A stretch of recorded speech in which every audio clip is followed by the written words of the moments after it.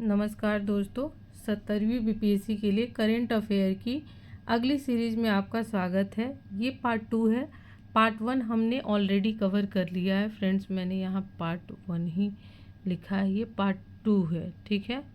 याद रखिएगा, पार्ट 2 मैं इसको सही करके डालूँगी। ये पार्ट 2 है, ठीक है फ्रेंड्स। चलिए अब शुरू करते हैं डिस्कशन आज का हमारा पहला प्रश्न है, ठीक है। समाचार सुर्खियों में रहा।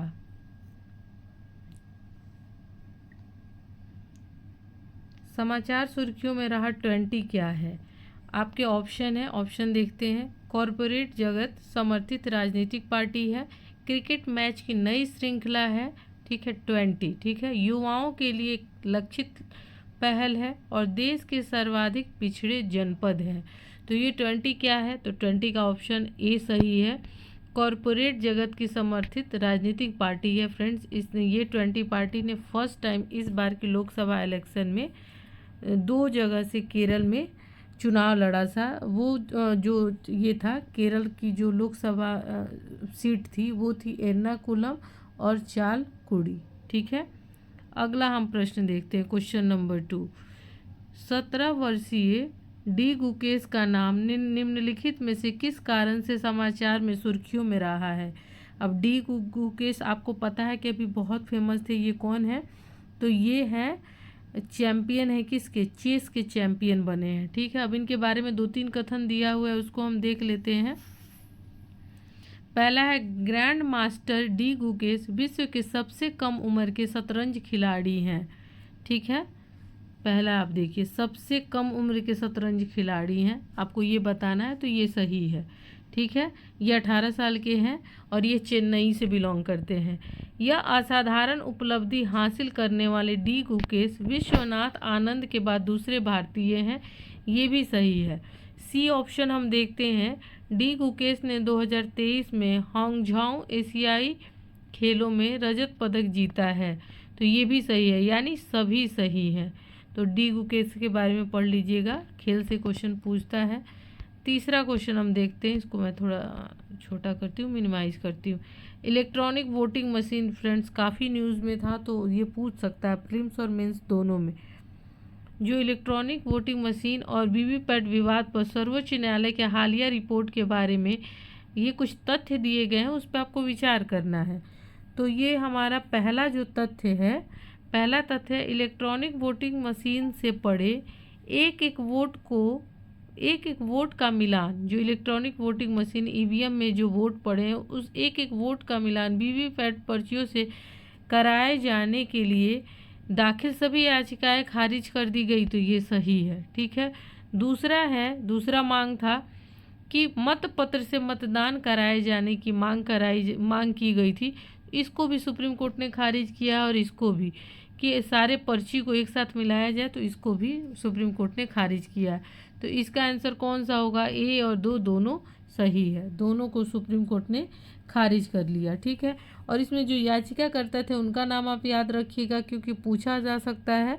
एसोसिएशन फॉर डेमोक्रेटिक रिफॉर्म्स, ठीक है। और कौन था इसके? ये में चुनाव आयोग था और गवर्नमेंट थे।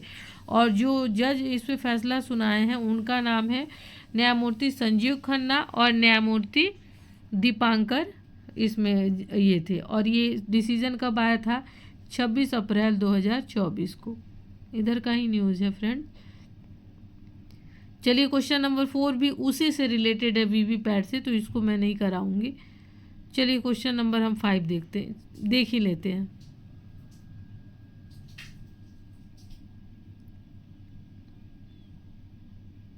क्वेश्चन नंबर 5, वर्ष 2024 गोल्डमैन प्राइज एशिया से निम्नलिखित में से किसे सम्मानित किया गया है? तो किसे सम्मानित किया गया है ये बताएंगे आप? नहीं सॉरी, मैं बताऊंगी आप लोग।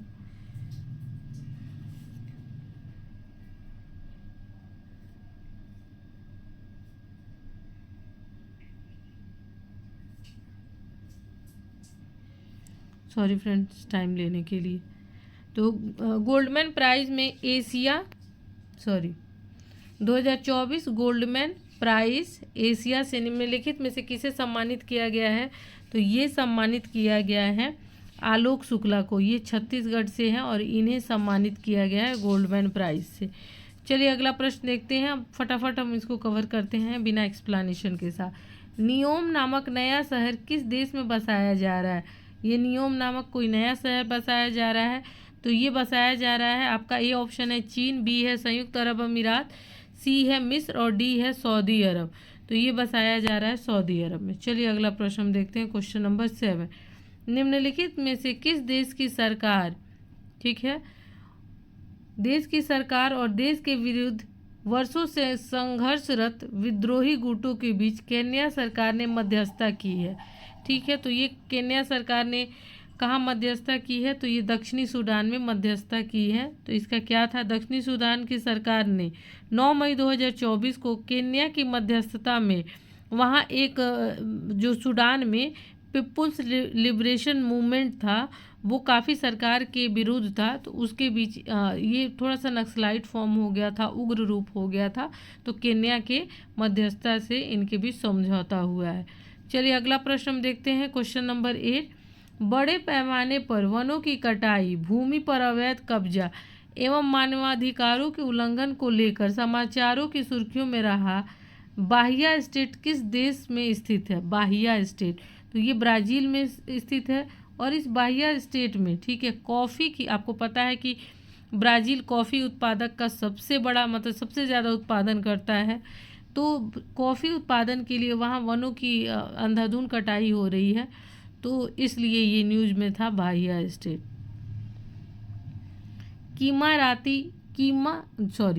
कामी रीता शेरपा का नाम समाचार की सुर्खियों में रहा, उनके बारे में निम्नलिखित कथनों में कौन सा गलत है? गलत पूछ रहा है, कौन सा गलत है? पहला है आपका, कामी रीता ने 29 बार विश्व की सबसे ऊंची चोटी एवरेस्ट पर चढ़ने का रिकॉर्ड बनाया है। ये फ्रेंड जब क्वेश्चन पूछा गया था तो 29 था, अब 30 हो चुका है। चलिए अगला हम देखते हैं। तो ये आपका ये सही है, लेकिन ये जब क्वेश्चन बना है तो सही है उस टाइम में। कामी रीता नेपाल मूल की अमेरिकी नागरिक है। फ्रेंड्स ये गलत है, ये ओनली नेपाली नागरिक ही हैं, अमेरिकी मूल की कोई नागरिक नहीं है। ऐसा ज़रूरी नहीं कि जो भी अच्छे काम करे हमें अमेरिकी मूल का होना ज़रूरी है, ठीक है। चलिए क्वेश्चन नंबर सी देखते हैं। कामी रीता ने वर्ष 1994 में 24 वर्ष की आयु में पहली बार एवरेस्ट पर चढ़ाई की थी, तो ये भी आपका सही है। और ये उपयुक्त में से कोई नहीं, तो ये तो आपको होगा ही नहीं, ठीक है। क्वेश्चन क्या पूछ रहा था कि कौन सा कथन गलत है? तो गलत बस बी ही है कि वो नेपाल की वो शेरपा है। शेरपा का क्या काम होता है? जितने भी माउंटेनर होते हैं उन्हें रास्ता दिखाना, उन्हें गाइड करना, ठीक है।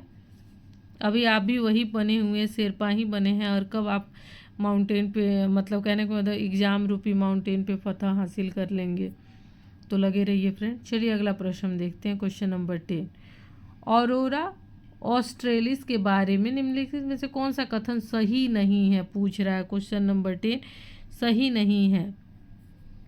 तो पहला है, ए है आपका, और ऑरोरा ऑस्ट्रेलिस को दक्षिणी प्रकाश भी कहा जाता है, ये सही है। ये दक्षिणी ध्रुव में ही दिखाई देता है, मैं आपको अभी इस पर एक्सप्लेन करूँगी इसको।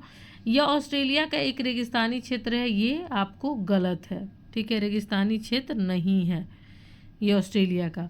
क्षितिज पर दिखाई देने वाला यह प्रकाश हाल में अर्जेंटीना में ये ड्यूसो फ्यूगो में देखा गया है, ड्यूसिया टिएरा फ्यूगो में देखा गया है, तो ये भी सही है।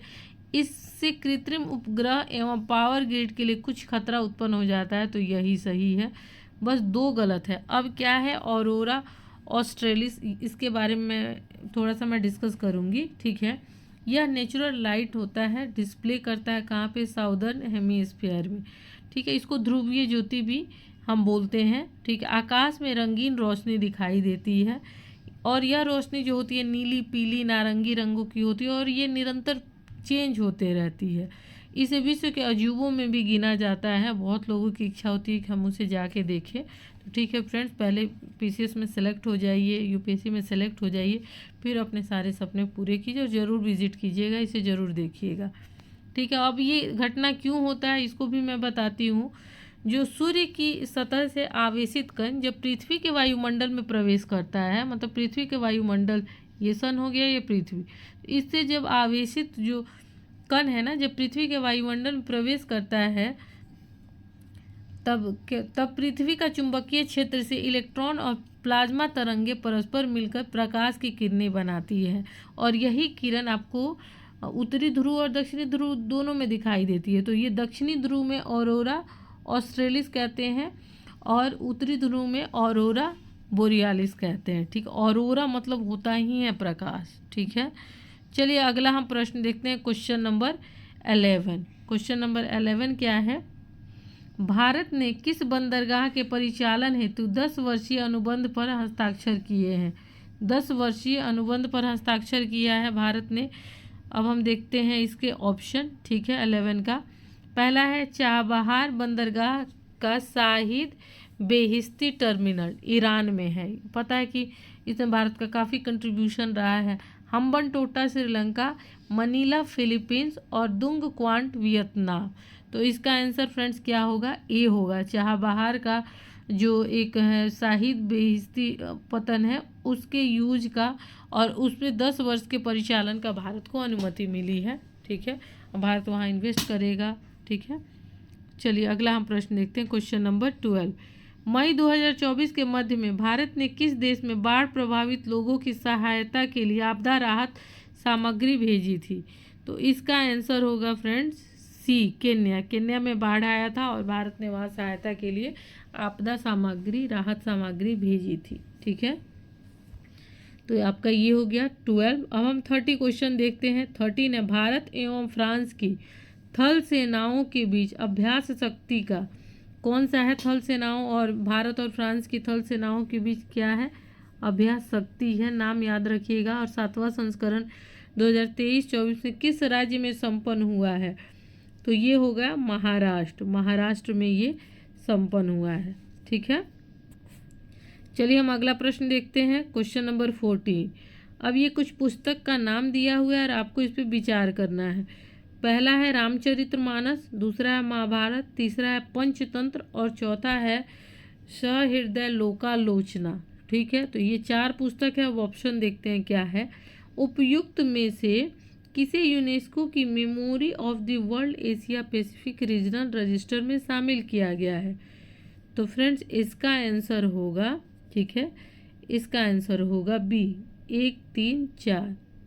क्वेश्चन नंबर 14 है, इसका आंसर होगा बी, 1, 3, 4। अब 1, 3, 4 पुस्तक को देखते हैं। 1, 3, 4 कौन है? यानी रामचरितमानस, पंचतंत्र और सहृदय लोकालोचना। ठीक है, इन 3 पुस्तकों, महाभारत को शामिल नहीं किया गया है। और किस में शामिल किया गया इन 3 को? यूनेस्को की memory of the world Asia Pacific regional register में शामिल किया गया है। ठीक है, 1, 3, 4 को। अब है 15 ऑप्शन, हम 15 देखते हैं। बायोल्यूमिनेसेंस के बारे में क्या सही है? ठीक है, ये एक ये एक शब्दावली है। ठीक है, इसके बारे में क्या सही है आप पूछ रहा है कि ये है क्या? तो प्रकाश का उत्पादन एवं उत्सर्जन है, ये आपको बताना है क्या ये सही है। ठीक है, सही कथन पूछ रहा है ए। ठीक है, बी है आपका, यह जीवित अवयवों द्वारा उत्पादित और उत्सर्जित किया जाता है।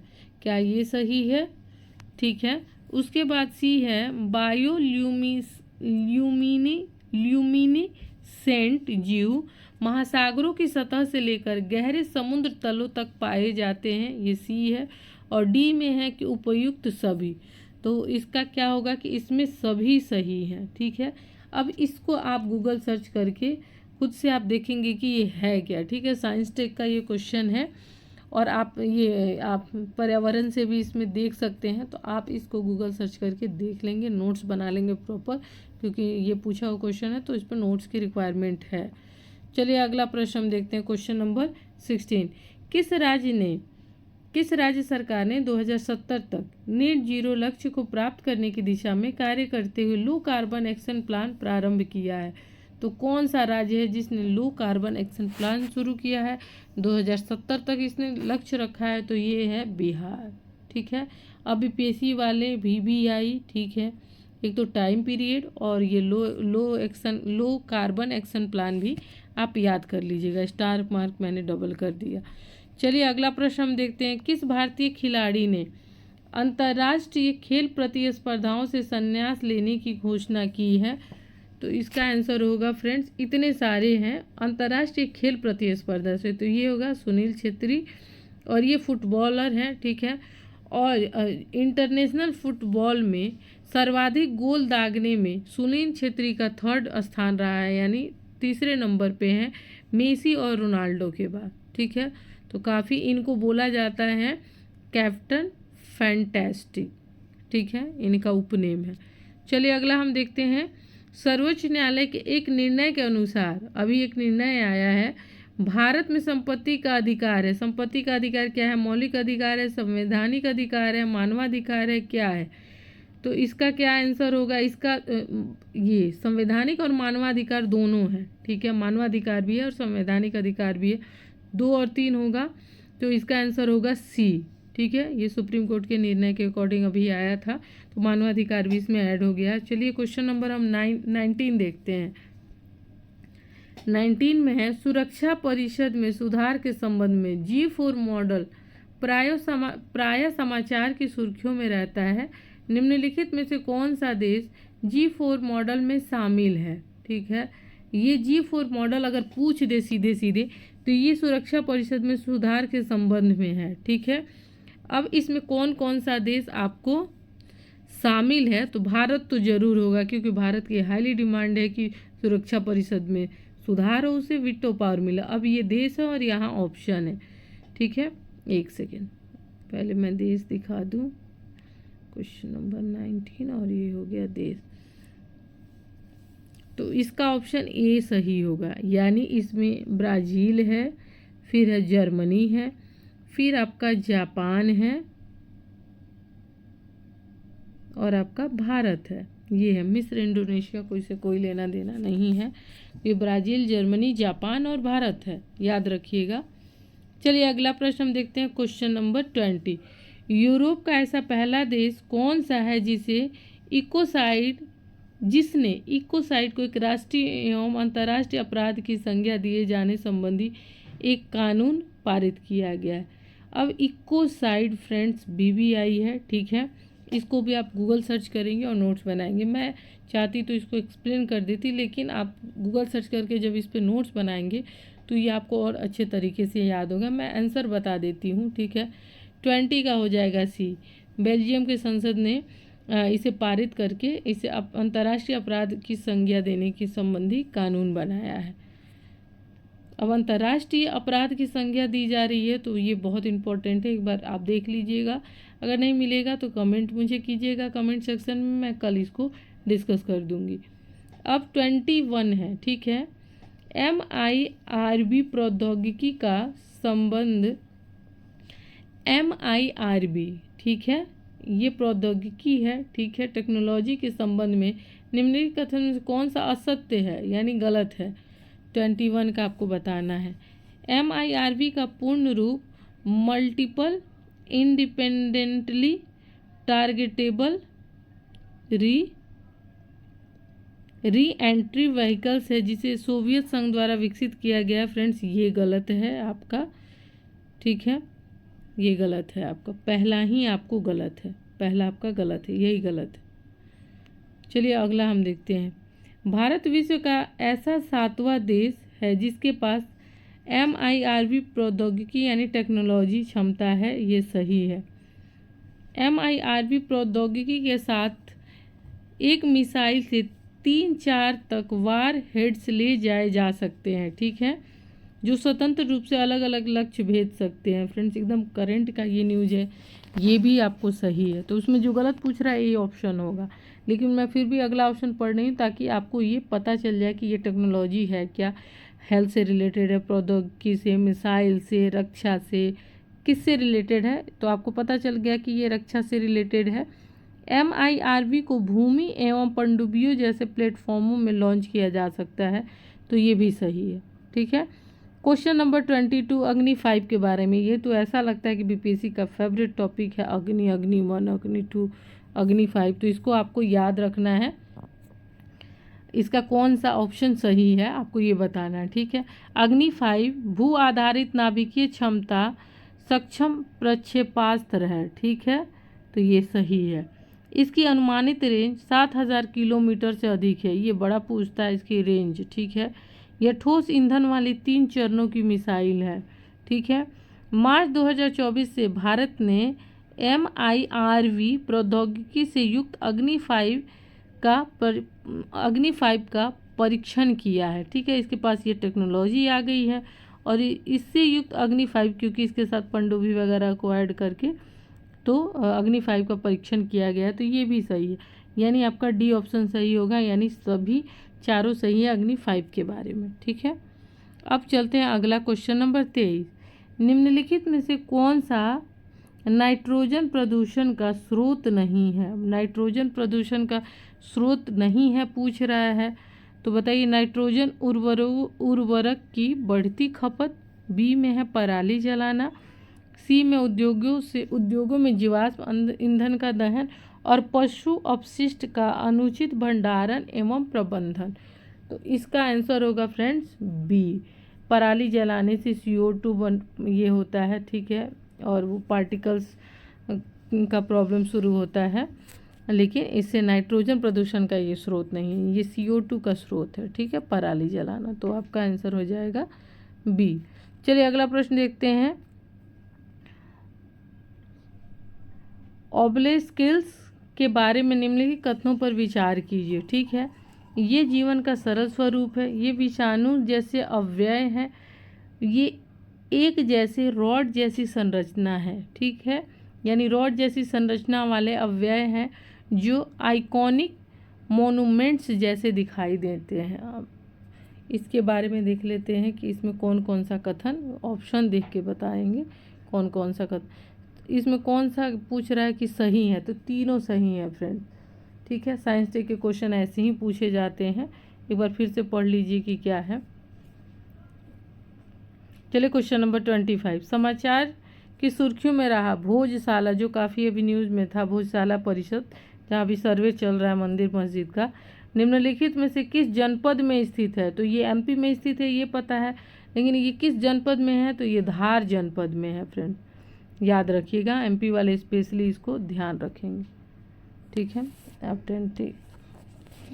25 हो गया, अब 26 पे हम लोग आते हैं। ठीक है, 26 है। निम्नलिखित में से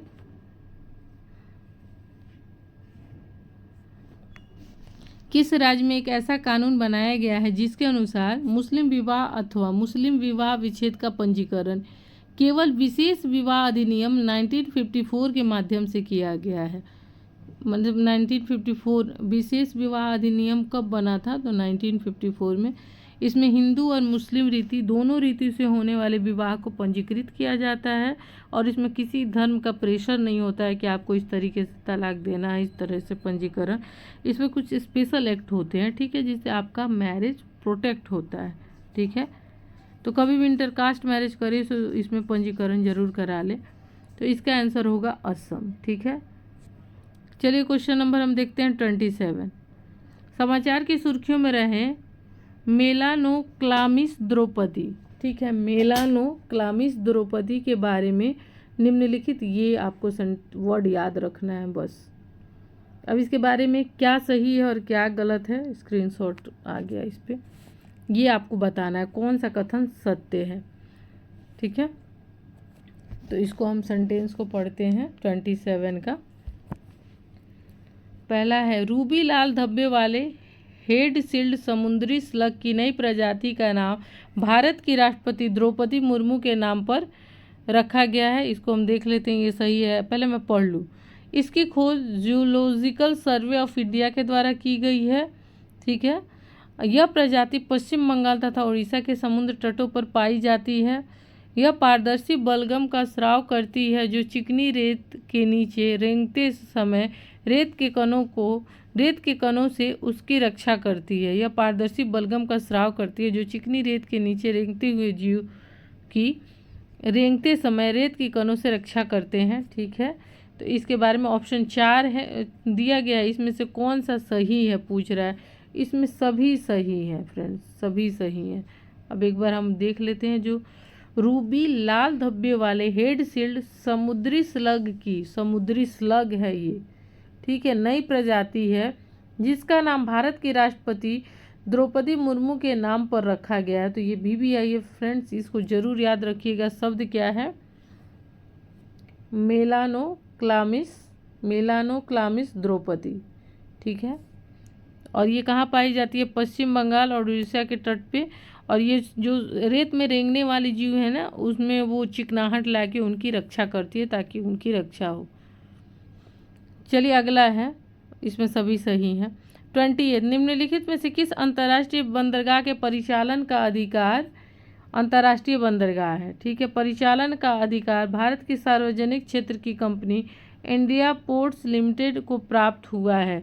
इसमें 2 बंदरगाह का नाम दिया गया है, सितवे बंदरगाह म्यांमार और शाहिद बेहिश्ती पोर्ट टर्मिनल है चाबहार बंदरगाह ईरान। ठीक है, तो इसका आंसर क्या होगा?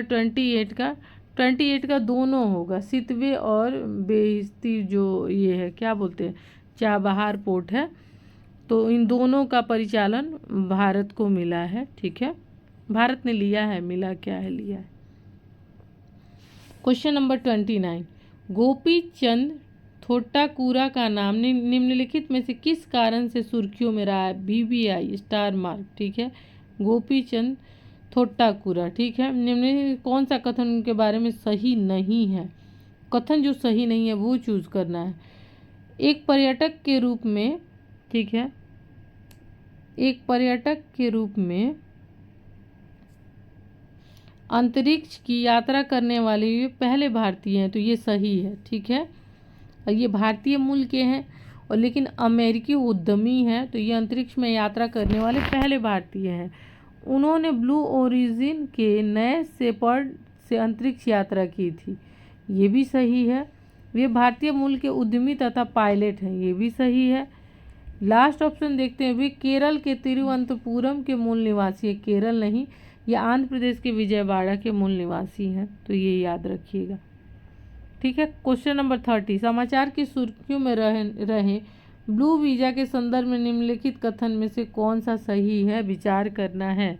Question number 30। ठीक है, ब्लू वीजा का हम देख लेते हैं सेंटेंस। ब्लू वीजा जारी करने का निर्णय संयुक्त अरब अमीरात द्वारा लिया गया है। ठीक है, तो ये आपको है सही। ठीक है, यह 10 वर्ष के लिए रेजिडेंस वीज़ा है। ठीक है, अब ये वीज़ा जिसके पास भी रहेगा, ठीक है, वो संयुक्त अरब अमीरात में 10 वर्ष जाके निवासी की तरह रह सकता है। ठीक है, तीसरा सेंटेंस हम देखते हैं, 10 वर्षीय ब्लू रेजिडेंस वीज़ा उन लोगों को जारी किया जाएगा जिन्होंने पर्यावरणीय संरक्षण में विशिष्ट योगदान दिया है, तो ये भी सही है, ये सबको प्राप्त नहीं होगा। अब लग रहा है कि पर्यावरण संरक्षण का कुछ तो फायदा हुआ। चलिए हम अगला देखते हैं, इसका ऑप्शन क्या हो गया, तो इसमें उपयुक्त तीनों सही है। चलिए क्वेश्चन नंबर 31 समाचार की सुर्खियों में रहा सहृदया लोका, अभी मैंने बताया कि ये कहाँ ऊपर में शामिल हुआ है। सहृदया लोका लोचना किसके द्वारा लिखी गई कृति है? तो ये आचार्य आनंद वर्धन द्वारा लिखा गया ऑप्शन। ठीक है, ऑप्शन आपका ए सही होगा। अगला हम प्रश्न देखते हैं, समाचार की सुर्खियों में रहा ब्लॉक आउट 24 का संबंध निम्नलिखित में से किससे है? तो ब्लॉक आउट एकदम जुबान पे आपके रहना चाहिए। लाल सागर से गुजरने वाले जहाज़ों पर हूतियों द्वारा किए जाने वाले हमलों से इसका संबंध है। ब्लॉक आउट का नहीं है, गलत है। रूस यूक्रेन युद्ध से है, नहीं है। इजराइल द्वारा गाजा पर किए जा रहे हमले से है। सही है। इजराइल द्वारा जो गाजा पर हमला किया जा रहा है ना, उसका संबंध, उसका नामकरण ब्लैक आउट है। ब्लैक आउट एक मतलब मैं आपको स्पेशल बता दूंगी, वो एक मिशन है, सीक्रेट है। क्वेश्चन नंबर कोई इसका डी ऑप्शन हम देखते हैं। भारत द्वारा ईरानी बंदरगाह चाबहार के परिचालन हेतु प्राप्त 10 वर्षीय अधिकारों के विरोध से है। गलत है ये, तो ये सी इसका सही आंसर होगा। चलिए क्वेश्चन नंबर 33, विशालकाय ब्लू ग्रे सी वेल्स के बारे में निम्नलिखित कथनों में से कौन सा कथन सही है? ठीक है, तो ये आपको बताना है। कथन जो सही है मैं डायरेक्ट वही पढ़ लेती हूँ, कथन बहुत लंबा लंबा है तो कथन मैं बता देती हूँ। ये 1900 पहला पढ़ लेती हूँ। 1920 एवं 30 के दशक में अर्जेंटीना के तटीय क्षेत्रों में ब्लू ग्रे सी वेल्स लगभग विलुप्त हो गई थी। तो ये आपको कथन सही नहीं है, ये बताना, ये गलत है। हालिया दिनों में अर्जेंटीना के पेंटागोनिया तट पर ब्लू ग्रे वेल्स को देखा गया है। गलत है, ए और बी। सी देखते हैं, ब्लू ग्रे सी वेल्स आमतौर पर 5 वर्षों में एक ही बार बच्चे को जन्म देती है, इसलिए इनका प्रोटेक्शन काफ़ी ज़रूरी है। क्योंकि 5 वर्ष जो अब देखिए जो इतनी प्रजातियां पाई जा रही हैं वो विलुप्त होते जा रही हैं। ये तो बेचारी इनकी प्रजनन दर ही इतनी कम है, 5 वर्षों में एक बार बच्चे को जन्म देना, तो इनका प्रोटेक्शन बहुत ज़रूरी है, इसलिए ये चर्चा में है। ब्लू ग्रे सी वेल्स का शिकार करना प्रतिबंधित है। तो ये आपको इसमें से कौन सा क्या पूछ रहा है, इसमें पूछ रहा है कौन सा कथन सही नहीं है। अच्छा, कथन सही नहीं है तो ये सही नहीं है, सॉरी ये सही नहीं है, यानी ऐसा नहीं है। ये चूँकि मछली है तो ये हर एक साल, मछलियाँ तो काफ़ी सारे अंडे बहुत सारे बच्चों को एक साथ जन्म देते हैं। चलिए अगला प्रश्न हम देखते हैं। क्वेश्चन नंबर 34, समाचार की सुर्खियों में रही अहरामत के बारे में निम्नलिखित कथनों पर विचार कीजिए। अहरामत क्या है? अहरामत मिस्र की नील नदी की विलुप्त हो चुकी एक प्राचीन सहायक नदी है। चलिए अगला हम सेंटेंस देखते हैं। वैज्ञानिकों का मानना है कि गीज़ा में पिरामिडों के निर्माण में प्रयुक्त किए गए पत्थरों शिलाओं को अहरामत नदी मार्ग से ही निर्माण स्थल तक लाया गया था। अब इसका हम कूट देखते हैं, ठीक है। 34 का आपका हो जाएगा सी, दोनों सही है। यानी नील नदी की सहायक नदी है मिस्र में अहरामत नदी, जो विलुप्त हो चुकी है। और अभी मिस्र के पिरामिड पे चूँकि जितने भी हिस्टोरिकल पैलेस हमारे रिसर्च होते रहते हैं तो रिसर्च में ये बात सामने आई है, ठीक है। जगह याद रख लीजिएगा कि मिस्र की नदी है। क्वेश्चन नंबर 35, भारत में विलुप्त प्रजातियों के संदर्भ में निम्नलिखित युग्मों पर विचार कीजिए। जैसा कि वर्ल्ड वाइड फंड की IUCN रेड लिस्ट में उल्लिखित है। खुद का विचार नहीं करना है फ्रेंड, ये IUCN की रेड लिस्ट में जो उल्लिखित है उसी के अकॉर्डिंग आपको विचार करना है। एग्जामिनर भी डरा हुआ है कि आप लोग अपना विचार ना कर ले या ना लिख दे। भारत बिजोन गंभीर भारत यानी भारत में इंडियन बिजोन है जो, ठीक है, गंभीर संकट में एक जानवर है। रेड पांडा संकटमय है और गंगा नदी में पाई जाने वाली डॉल्फिन गंभीर संकट में है और शेर की पूंछ वाला लंगूर गंभीर संकट में है। अब आपको बताना है कि इसमें कौन सा सही सुमेलित है और कौन सा नहीं है।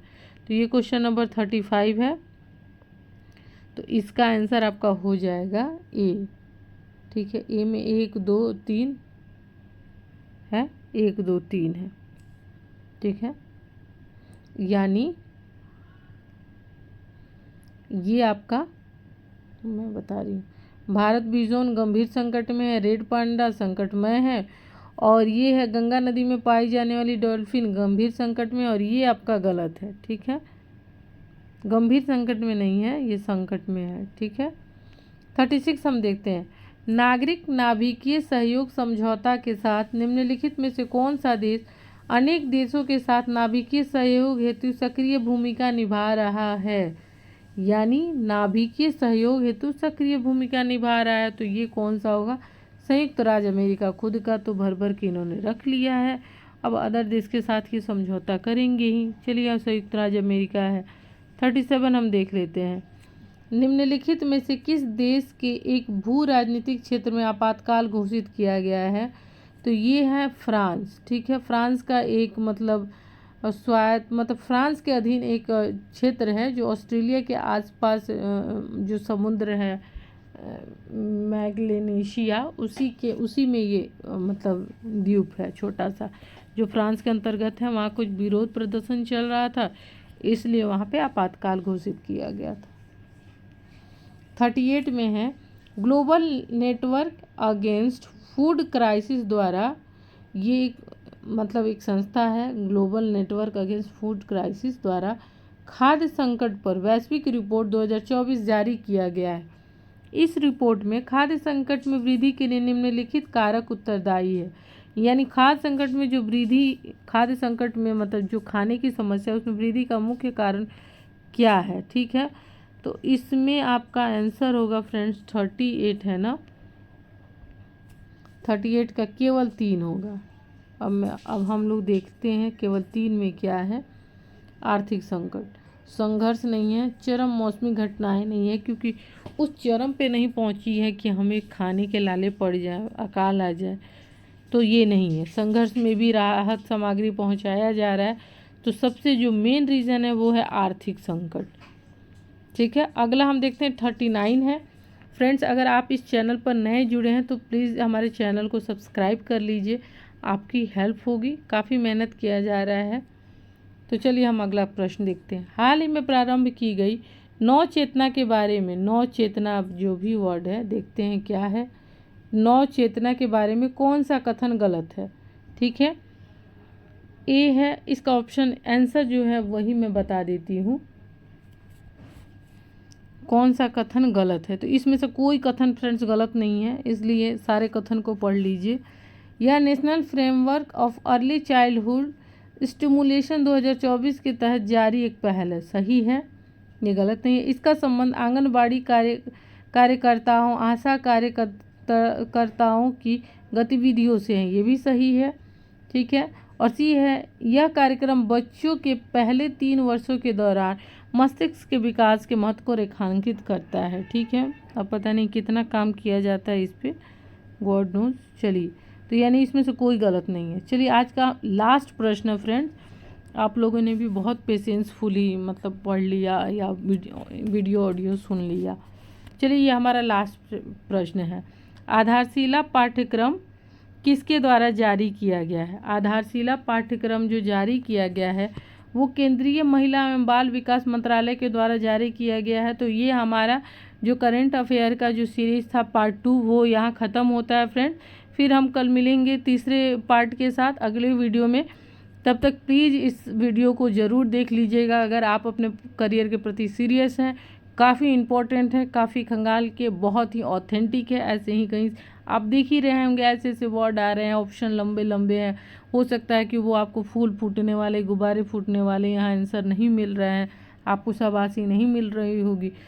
अगर अभी डीमोटिवेट हो रहे हैं तो क्वेश्चन को सॉल्व करके मोटिवेट होइए, अभी पढ़िए, अभी आपके पास टाइम है। अभी से सोचेंगे कि इजी क्वेश्चन बना के खुश हो लूँ, कुछ कोई भी यूट्यूब लेक्चर सुन के खुश हो लूँ, तो उससे काम नहीं चलेगा फ्रेंड। ये इंपॉर्टेंट सीरीज़ है, इसे ज़रूर अटेंड कीजिए। ठीक है फ्रेंड्स, फिर हम कल मिलते हैं, तब तक के लिए स्वस्थ रहें, मस्त रहें, पढ़ते रहें।